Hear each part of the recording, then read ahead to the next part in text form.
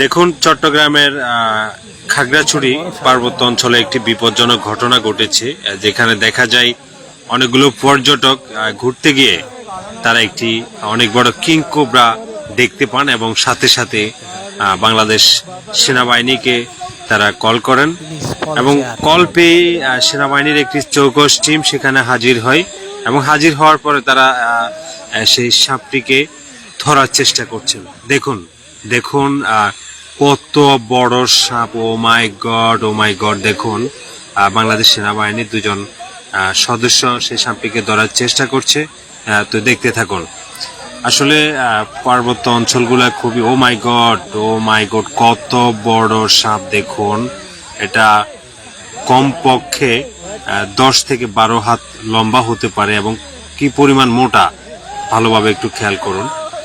যেটা বলছিলাম, পার্বত্য অঞ্চলগুলো আসলে বর্ষার সময় একটু বিপজ্জনকই হয়, কারণ বিভিন্ন স্থানে পানি জমে থাকে, যেখানে সাপরা ভালোভাবে চলাফেরা করতে না পারার কারণে তারা লোকারণ্যে চলে আসে, যেখানে মানুষজন বসবাস করে, মানুষের বসতির স্থাপনে তারা চলে আসে। তো দেখুন এই সাপটি কত বিশাল এবং এটা কতটা বিপজ্জনক ছিল।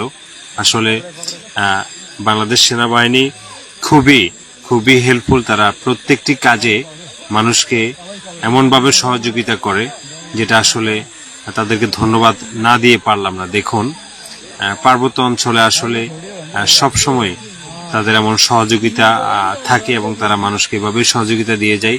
দেখুন, বাংলাদেশ সেনাবাহিনীর পাশাপাশি একজন উপজাতি ভাইও আছে, যিনি সাপটি ধরার জন্য সহযোগিতা করছেন। দেখুন কত মোটা একটি সাপ!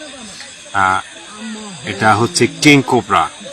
কিং কোবরা, দেখুন কত শক্তিশালী এই সাপটি! ও মাই গড, ও মাই গড! দেখুন দেখুন কত বড় এই সাপটি! ও মাই গড, ও মাই গড!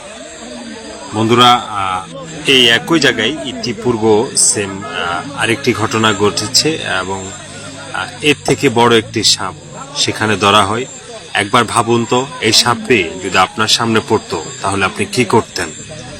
চিন্তা করুন। এমন সাপের হাত থেকে আসলে বেঁচে ফেরাটাও খুবই মুশকিল। শেষ পর্যন্ত সাপটিকে একটি ব্যাগের মধ্যে ঢুকানো হচ্ছে, যেটাতে করে তারা এই সাপটিকে চিড়িয়াখানায় নিয়ে যাবে।